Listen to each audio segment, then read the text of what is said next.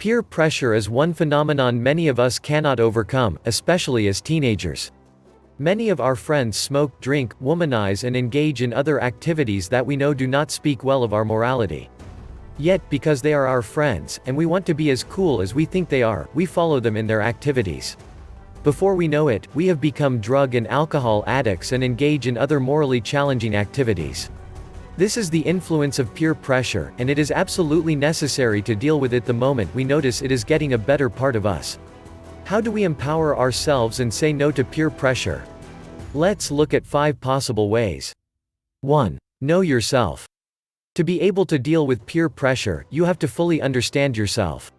Know your strengths and your weaknesses, and know your friends. Only your friends can make you bow to their pressure, so you should be able to know which of your friends can influence you to do something you know is not quite right. To empower yourself and say no to peer pressure, you need to know yourself and your peers and ensure that they don't influence you in one way or another. 2. Speak out loud when you have to. Some youths find themselves in dismay when their peers influence them to do something negative. They may find out that they are the only one who opposes an idea or a circumstance being proposed by their peers. If you find yourself in such a situation, you should be able to speak out against the idea. Speak out and do so loud enough. You will likely create an impact and save yourself and possibly some friends from being pressured by your peers. 3. Make use of your sense of judgment.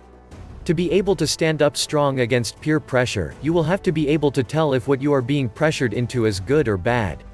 Peer pressure generally leads to negative actions and consequences, so if you are being pressured into something that you know is not bad, it probably should not be considered as peer pressure.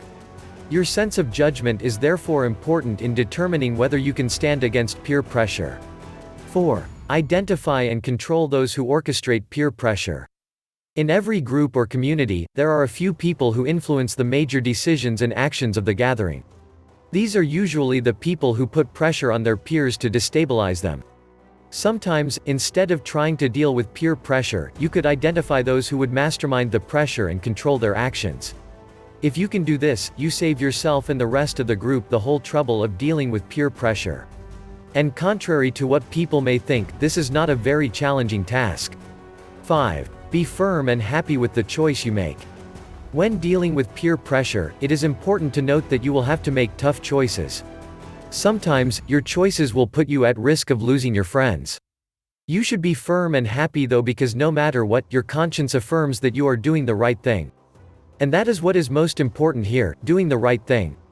The effects of peer pressure will always be negative, so do the right thing and say no if you really must do so.